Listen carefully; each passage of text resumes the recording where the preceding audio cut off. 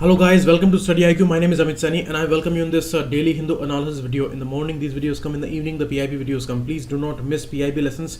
Those are totally prelims oriented these days. Only questions I am discussing apart from the small data that is available from the PIB website. So these questions I'm taking from all the sources, magazines, newspapers and all other important current affair based issues.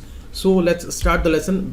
Before that, these are the important video courses by StudyIQ pen drive courses. You call on these numbers and you can visit the website also. And these courses are extremely important because they are not very expensive and they are not something like that we are advertising too much and the quality is too less. This is not like that, and whatever we are saying, this is as it is, and in simple manner with simple language. These are best courses available for the exam preparation, especially the UPSC's updated course that is available here. Next, these are the words that I found in today's newspaper. Only 3 are there. Now the MCQ that I gave to you yesterday. Upstream sector is the refining of petroleum crude oil and the processing and purifying of the raw natural gas. This is actually the downstream sector. Upstream means when we are extracting crude oil or the natural gas below the ground and we are taking it up to the refineries, and this is called upstream sector. So we are importing the crude oil. That means Saudi Arabia, Iran and all these countries which are having major reserves of these crude oil and gases, they are involved with this upstream sector and they are exporting this crude oil and natural gas, and we are refining them.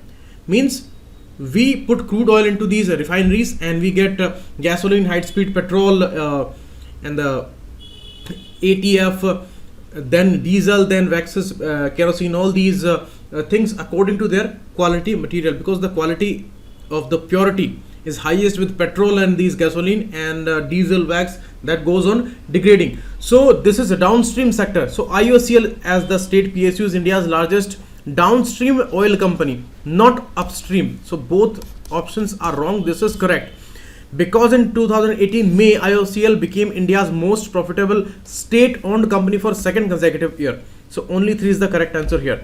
You can see many informations were there. Last year June it was in news, and in May also AIMA managing Indian Oil bags AIMA managing India award for outstanding PSU. So many awards it has got this year. So this year there may be a question regarding the PSU, and many PSUs are struggling a lot, and this is the rich PSU which is giving high outputs. 11 refineries are there under it, and IOCL we are also calling it, and Indian Oil also the name is, and headquarter or the registered office is there in Mumbai, and in New Delhi also there is a particular headquarter, that is. And for this Indian Oil, the profit crossed 21,346 crore rupees. That's a record one. And the second most profitable PSU is ONGC. Okay, so that's important. This oil refinery business and this refinery production material, we are exporting a lot. We are not exporting crude oil. We are importing crude oil because we do not have that much reserves, but we are exporting the refined material because our refineries are very strong. So in all these areas, Mathuras, Brownies, and the biggest one that is coming up in Ratnagiri, Maharashtra, with the help of Saudi Arabia's investment. So these all are refineries and various pipelines they are going through across the country's length and breadth. So note down those cities or note down those areas on map also. And this is one of the 8 core industries of India. There are 8 core industries and they are having 40% of weightage of the industrial output. So that's important. Electricity, cement and coal, steel, these are core industries. So oil refinery is also one of them. Indian Oil accounts for nearly half of India's petroleum product market share, 35% refinery capacity. I told you 11 out of 23 refineries of India, they are owned by Indian Oil, and 71% of downstream sector pipelines through capacity, these are owned by this. And there is a subsidiary of it, Chennai Petroleum Corporation Limited, CPCL, that is IOCL subsidiary. So these kind of questions are extremely important for prelims examination. Foreign subsidiaries are also there in Sri Lanka, in Mauritius and in Middle East. Next, regarding the upstream sector, I have explained to you what is the upstream sector, and we are a proficient country in downstream sector area. And these middle stream or the midstream process, that is sometimes talked about, but it is mainly the part of downstream sector only, so not that much important, because upstreaming is important, and refining the particular raw material is important. That is a part of downstream process. Next, regarding Bharatmala chose, we talked about the Chennai Salem greenfield project that was approved and that was controversial. So Bharatmala becomes important for us. Developing 14 coastal economic zones and coastal employment units, these are the components of Sagarmala, not Bharatmala. So that's important. NCEP is a major component of Bharatmala project. That is perfectly correct. Only 2 is the correct answer. Golden quadrilaterals and these dedicated freight corridors and east-west corridors, these are existing important projects in the highways area and the transportation sector. So that's important, and Bharatmala is the new addition, and it is actually joining important cities, and at least 4-lane highway would be created under that, and it is joining all these port cities and other important areas.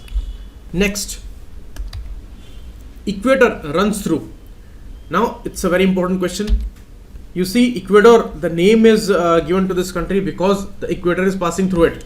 Okay, so this is equator, capital is Quito. It is going through Colombia also, capital is Bogota. It is not going through Venezuela, Caracas is the capital, so Venezuela is out of it, and Suriname is also not located on the equator.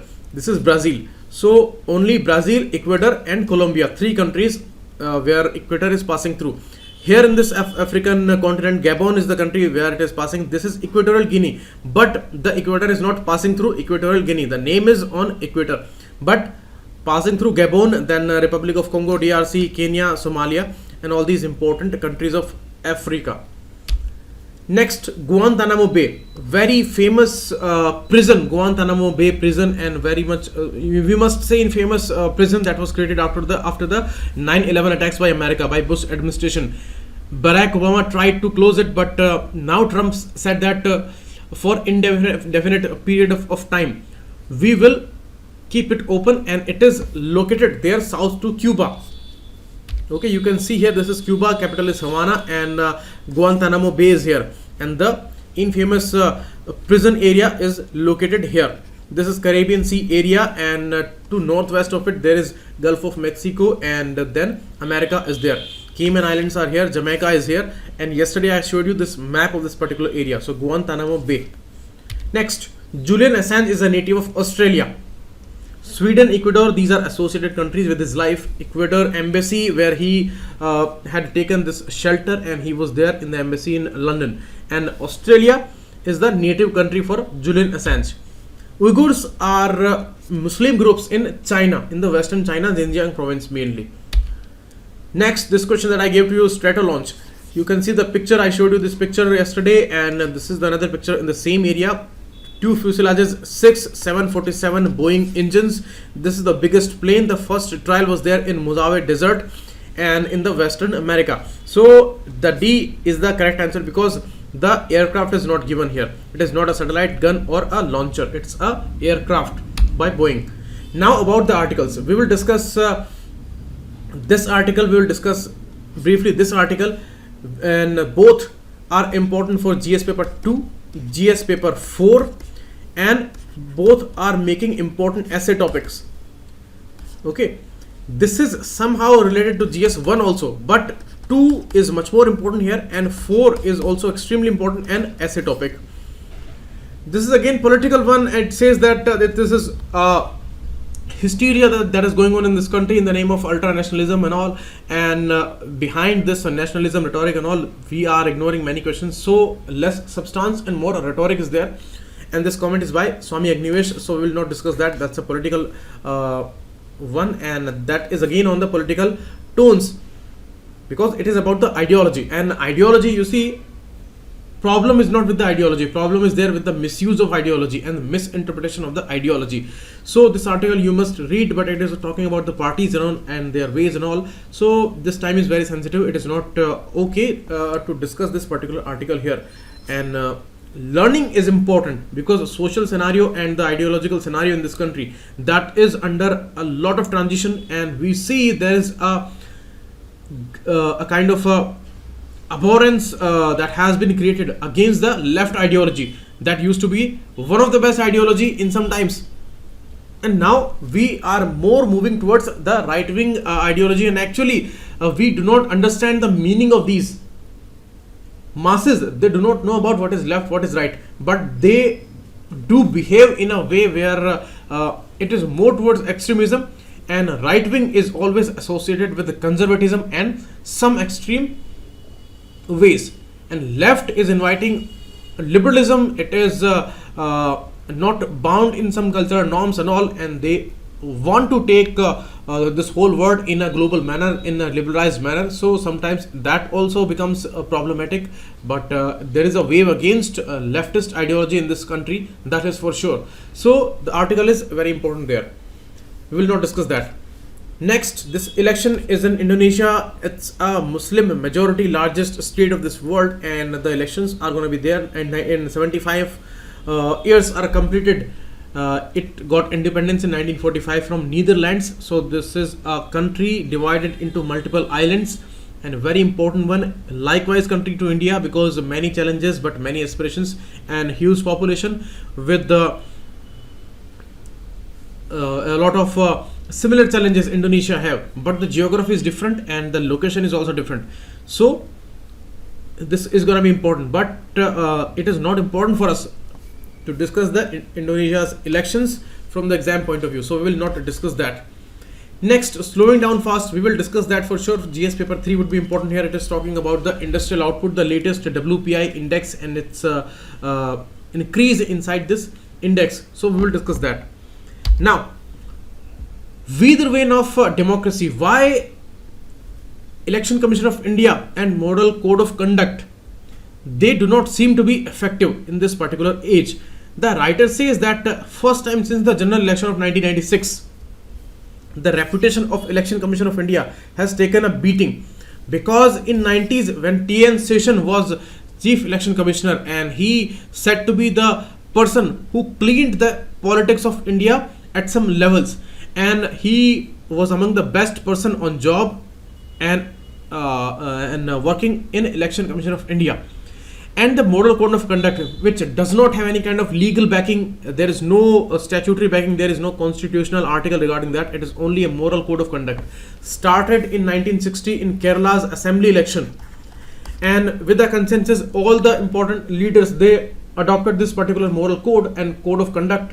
Then in 1962, 2 years later, in general elections, it was adopted, and nationwide it was spread as a message. And till 90s, there was a huge problem of corruption, booth capturing, strongman politics, and all kinds of disturbances were there till 90s, when economic liberalization that got kicked off, and that was under a lot of conditions, because many things were not good before that phase. So when this liberalization came and India went into a proper transitional phase, then TN Session came in that age, and he actually created a kind of a fear of this MCC in some wrongdoers in the politics, and the candidates who were not behaving in a proper way, and who were not maintaining the sanctity of the elections, and they were disturbing the free and fair election process in India, and Indian democracy, that is the most vibrant and biggest democracy in this world. So when we are the biggest democracy, most vibrant democracy, then it becomes much more important that elections are fair and free. If the negativities are surrounding elections, and the bodies which are taking care of the election process, they do not seem to be effective, then it becomes the most dangerous phase for the democracy. And today we see that many candidates are flouting norms openly, the way they are behaving, the way they are talking, the way they are speaking things. The language is totally you must say that it's a third class language. There is no standard in that, there is no learning in that, there is no professionalism in that, and we do not see their good characters, and these things are negative. I know these things are negative, but these things are true. So when something is true, then there is no point of positivity or negativity. It is all point of pointing out negative things, so that we always remember that what things are to be amended, what things are to be worked upon. Okay, so important provisions include barring governments from making policy announcement to sway voters, restraining political actors from inciting hatred against each group, or bribing or intimidating voters. These are the things that normally Election Commission of India takes steps on, but we see flouting in all these important areas. And MCC actually is a powerful instrument, but the Election Commission of India does not seem to be effective this time. This is the allegation by many of the scholars, and even the ex-servicemen also, they are raising this issue. And as I told you yesterday also, this election is unprecedented, where farmers and soldiers, they are taking rights in their hands, and they have become candidates in this election. So this is a positive thing, that the weakest of them, they are taking this opportunity, and they are trying to do something good there for their particularly for their people and for their category. That is almost a great thing. But that is a very unfortunate thing, that in this election we see a lot of flouting of norms, and you see the important part played by media. That is totally destructive. There is no doubt regarding that. They want to destroy this nation. There is no doubt regarding that.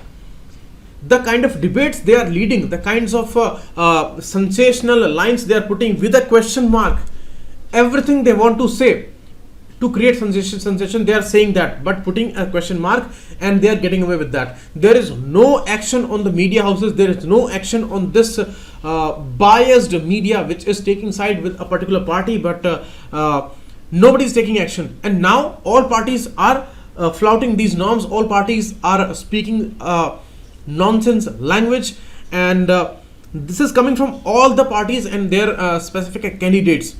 Okay, so we do not see much action there, and whatever action that is coming, that is also not a prompt action. That is not immediately taken. That is taken after a long period of time, and the election phases, they are started, but still some actions and their processes, they are going on. So that is why this time this is a kind of a big challenge for Election Commission of India to maintain its image, and there are a lot of blots this time on the image. Code of conduct for political actors. This was the meaning when it was adopted in Kerala, but it has come up to a level where new instruments are devised. Social media is a new thing. This was not there in 1960s, and in 90s it was not there. But now the things which used to happen there, because of the EVM inculcation and the integration of the VVPAT and all, the booth capturing and all these negativities, the forced capturing and the devastation of election process, that used to be there in 80s and 90s, that is no more there. But the psychological swaying of these voters with the incessant advertisement, and there is no questioning on the advertisement from where this money is coming. Government is saying in the affidavit that the people, normal people, they do not need to know from where this money is coming. This is a joke.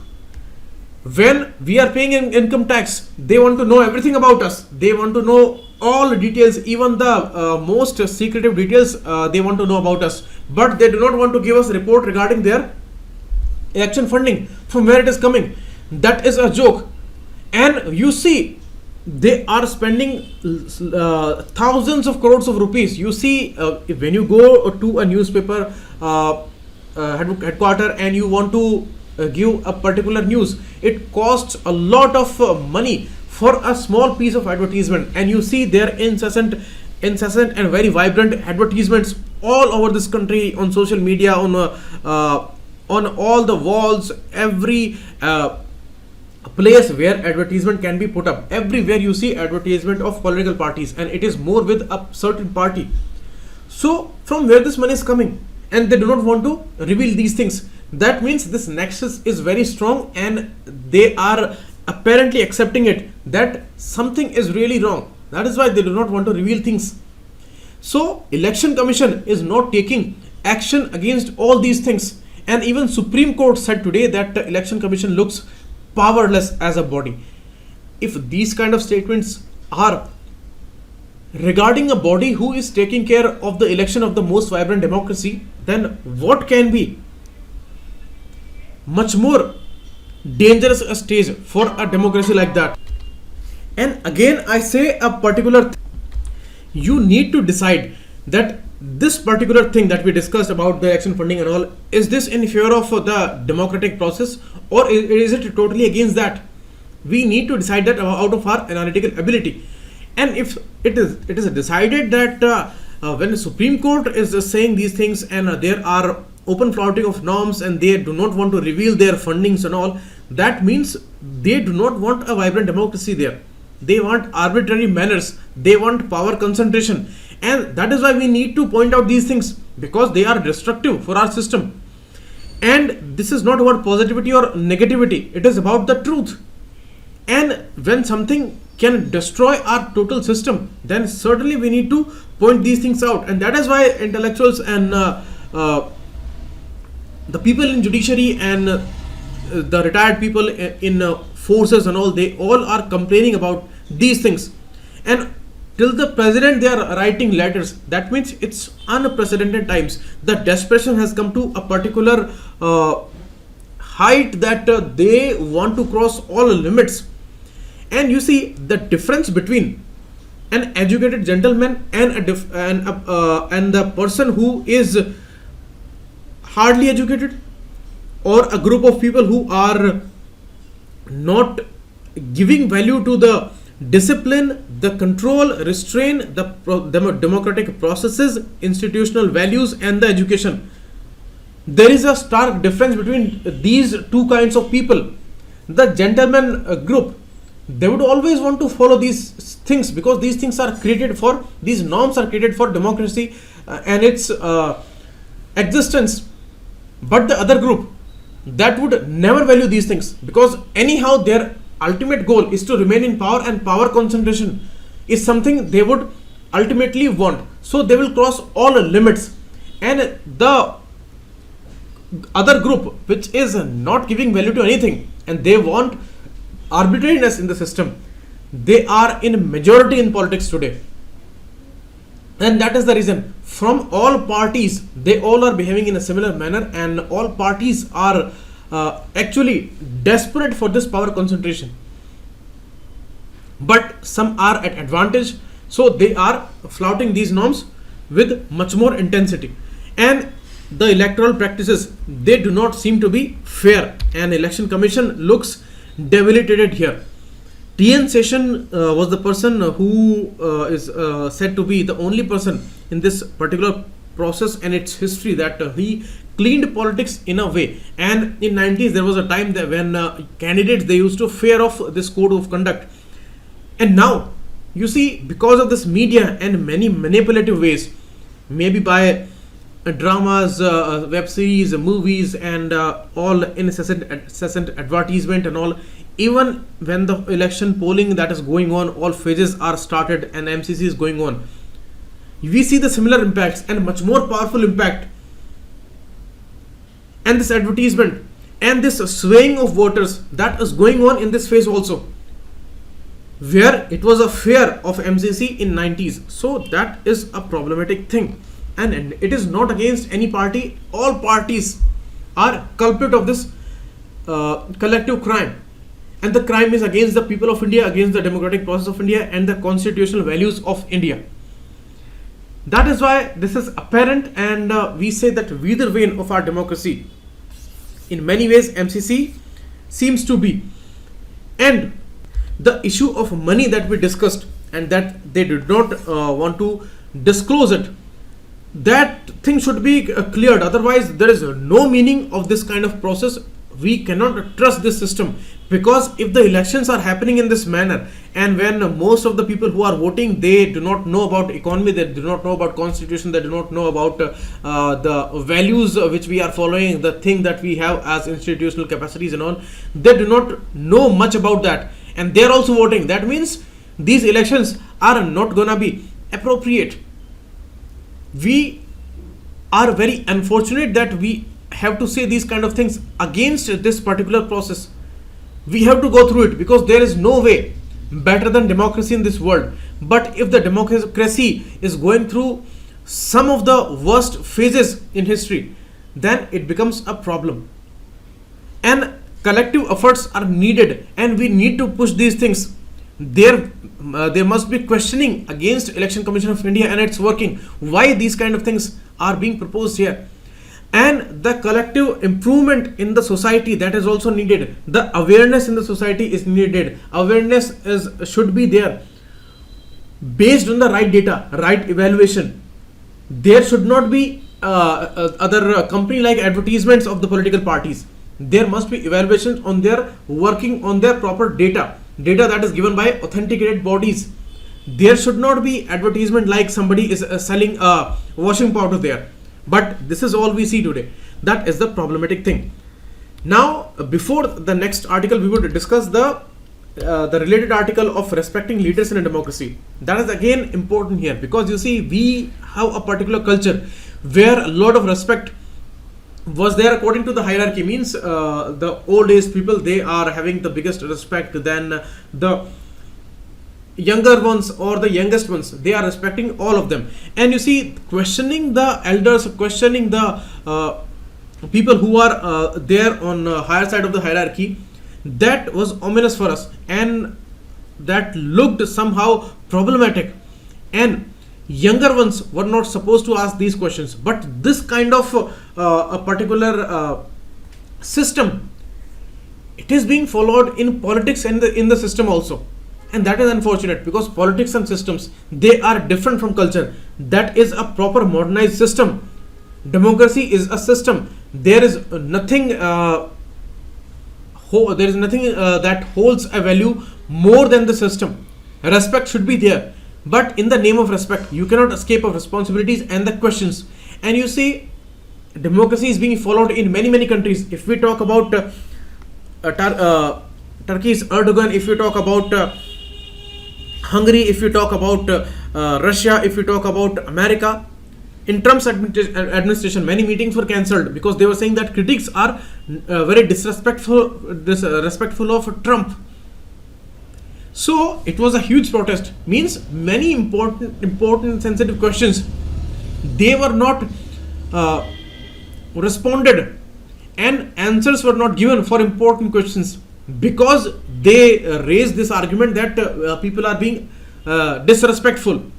So the writer wants to say here, the respect and the culture is a different aspect, and accountability is a different aspect. You cannot just hide behind the name of culture and respect there. Leaders are okay, but this blind following and giving them a stature of gods is not good.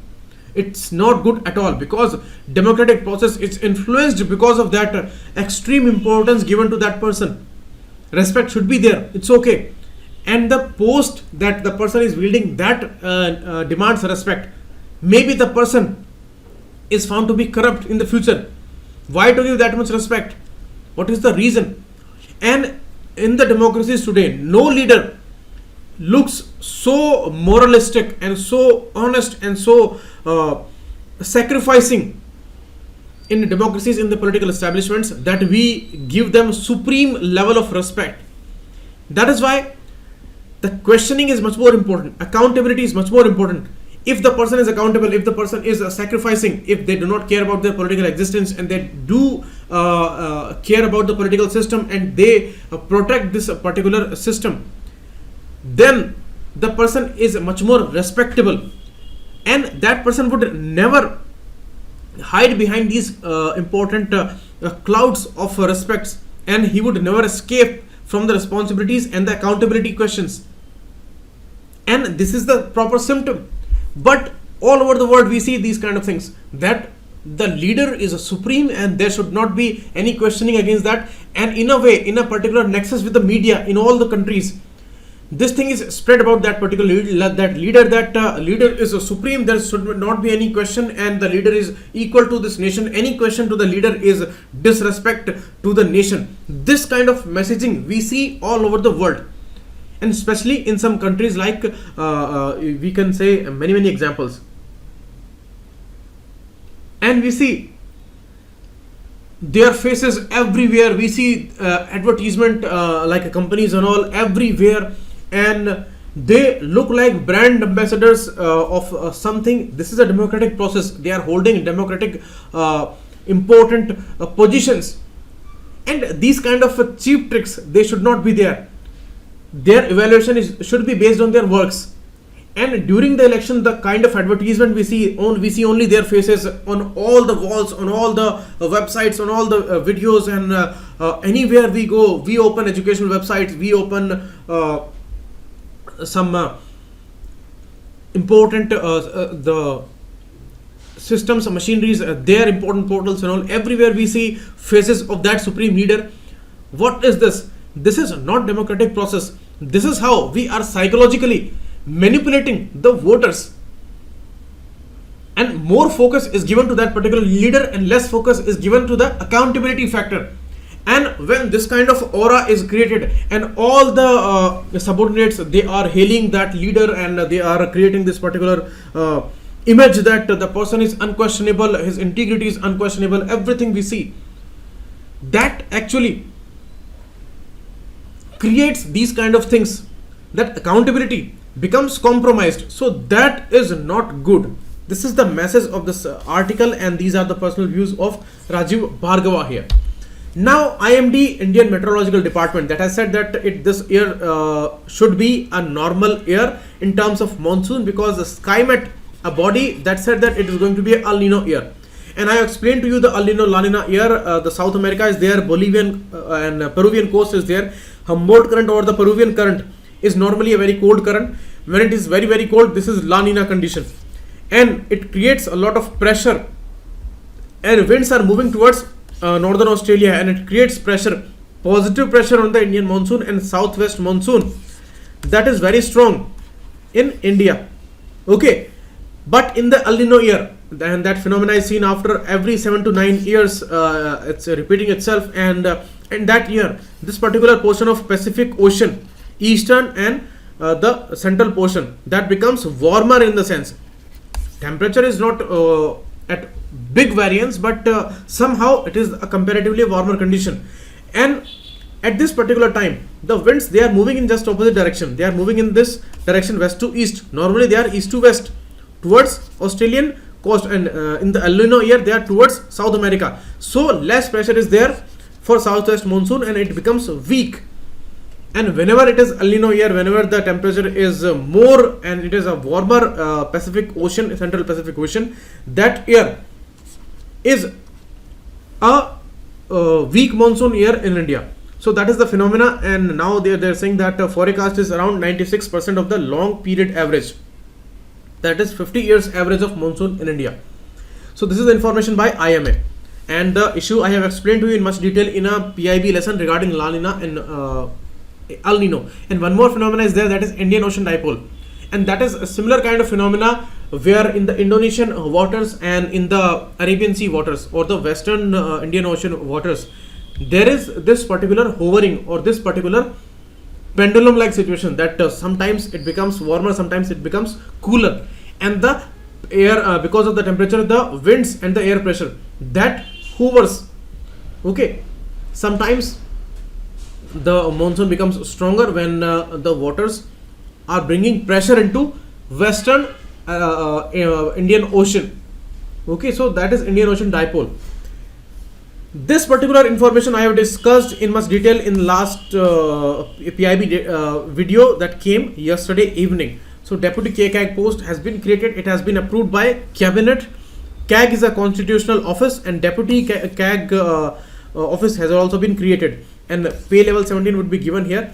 So it would invite a lot of discussion, because CAG is a constitutional office, and appointing a Deputy CAG and this approval is given by Cabinet, then how much justified this thing is, that we need to see. GSLV issue that I have also explained in last PIB video of mine yesterday evening, and the phase 4 for 2021 to 24, the GSLV development phase, that is approved, and the third phase is going to complete by 2021. After that the fourth phase is going to start. So that is also discussed and finalized here. And you see we have many more things to come. Last F11 satellite was launched in December 18, and now we have a series of satellites that are due with the GSLV. So GSAT 7A was launched in December 18 from Sriharikota, and you see the geosynchronous orbit that is far away from the surface of Earth. It is around 36,000 kilometers away from the surface.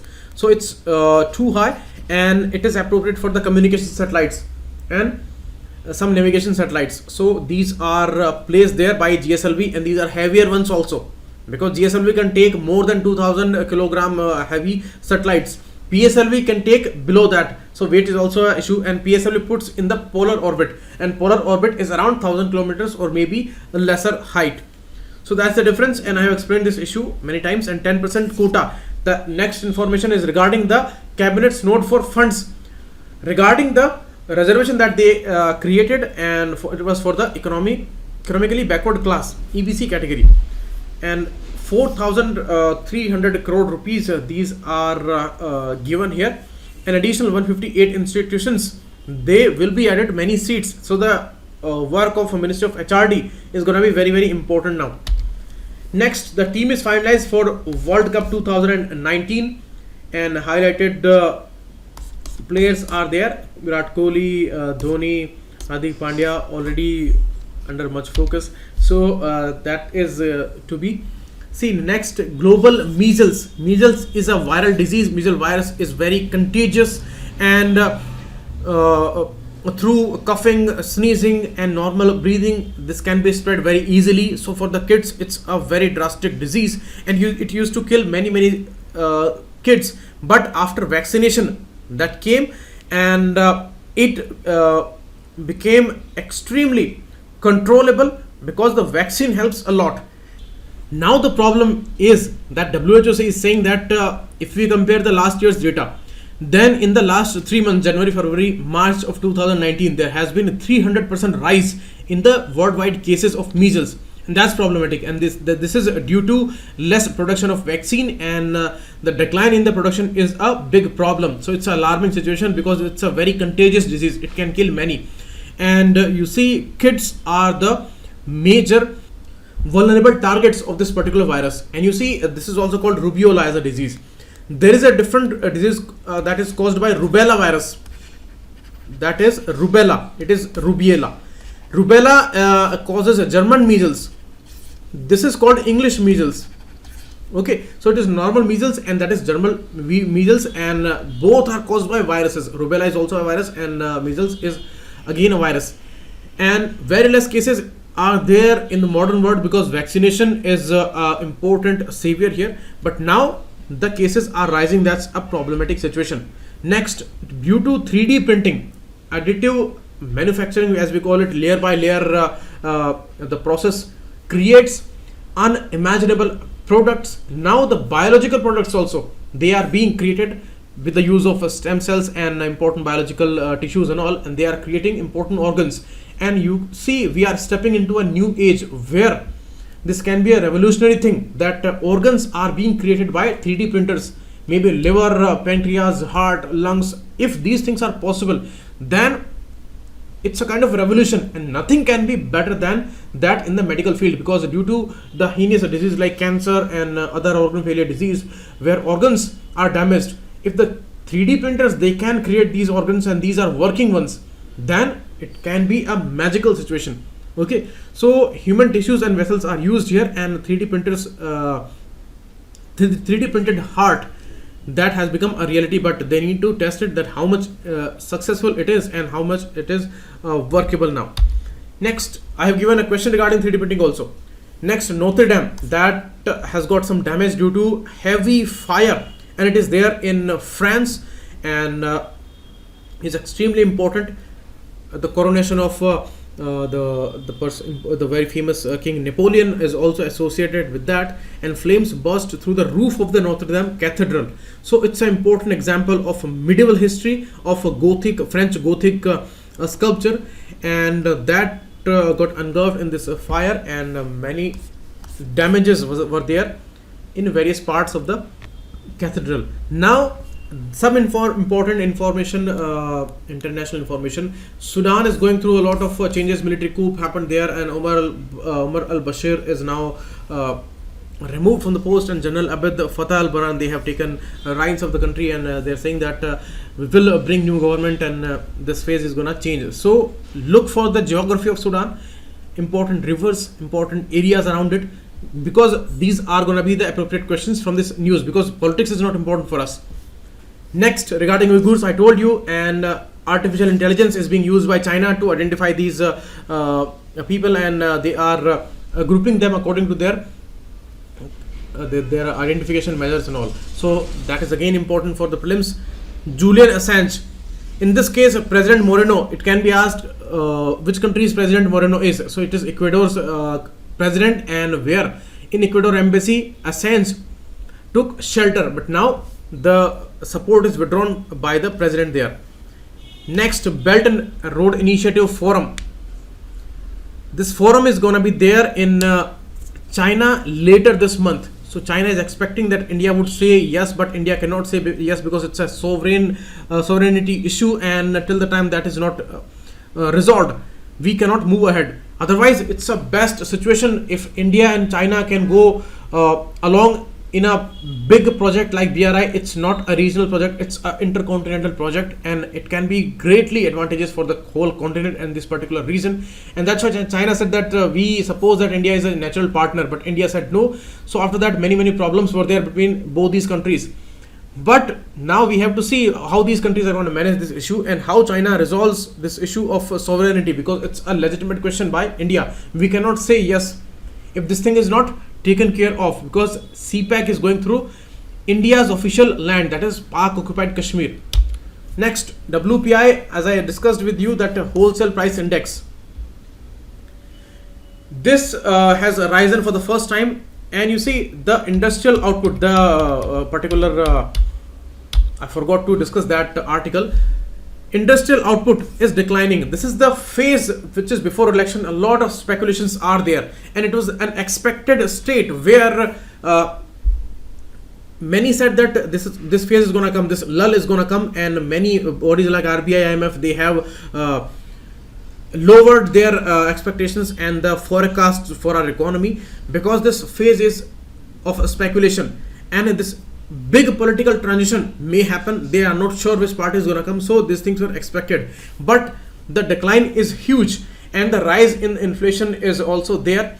But the inflation rise is under control because it is less than 4%, and the limit that was set by MPC, because of this particular limit, RBI can move ahead with the lowering of interest rate. But this would not be useful till the time the resolutions are not there for the NPA situation, for the NBFC's situation, and other important credit markets issue. If these are not resolved, then the lowering of interest rate, that would not be useful. Otherwise, RBI is totally tempted to lower this rate in this phase, because inflation is less and economy is going through a lull. So economy should be boosted and more money should be infused, and interest rate is a great method to do that. But banks are also going through a lot of troubles. NPA situation is there, and some banks like Central Bank of India, they are totally under stress of these NPAs. So how much they are gonna spread this or so propagate this issue to consumers, this advantage they are gonna take it to consumers, that is questionable here. So things are in utter confusion. Things would be clear after around 1 or 2 months period, and today we cannot say much about the situation because many speculations, many ups and downs are there, and mainly these are downs in the manufacturing sector, because capital investment and capital goods sector, that is going through a lot of stress, and that is struggling a lot. There is a big slowdown here, and that is the largest contributor here. Already we are struggling with the capital output ratio situation because it is high.